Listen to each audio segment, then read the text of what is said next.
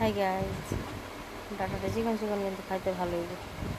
শাক গরম একটু ডাটা দিয়া, একটা আলু দিয়া একটু কৌড়া করুন, শসা রসুন কাঁচা লঙ্কা একটু পেঁয়াজ বাটটা লুচি পাটাটা করে কড়াইয়ে বয় দিলাম। তারপর তেল দিয়া দিব, তেলটা দিয়া শুকনো লঙ্কা দেবো একটা। শুকনো লঙ্কাটা একটু লাল হইলেই কালো জিরা দিয়ে দেবো। কালো জিরা ফোড়ন দিয়া তারপরে বাটাটা দিয়ে দেবো। তেলও অল্পই দিছি, দিয়ে ভালো করে একটু হালকা ভাজাই, হালকা ভাজ দিকে একটু কালো কালো হয়ে গেছে কড়াই, যে কারণে বেশি গরম হয়ে গেছে।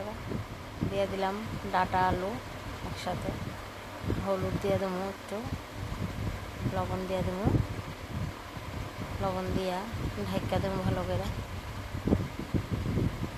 ঢাইকা দিলে একটু চিকন চিকন তো তাড়াতাড়ি সিদ্ধ হয়ে যাবো মনে হইতেছে।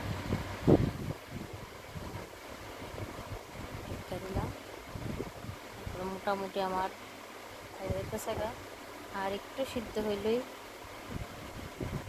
কমপ্লিট হয়ে যাবো আমার কৌড়া। অনেকদিন পরে ডাটার কৌড়া করতেছি, ভালোই লাগে, এরকম ডাটা হইলে খাইতে ভালো লাগে।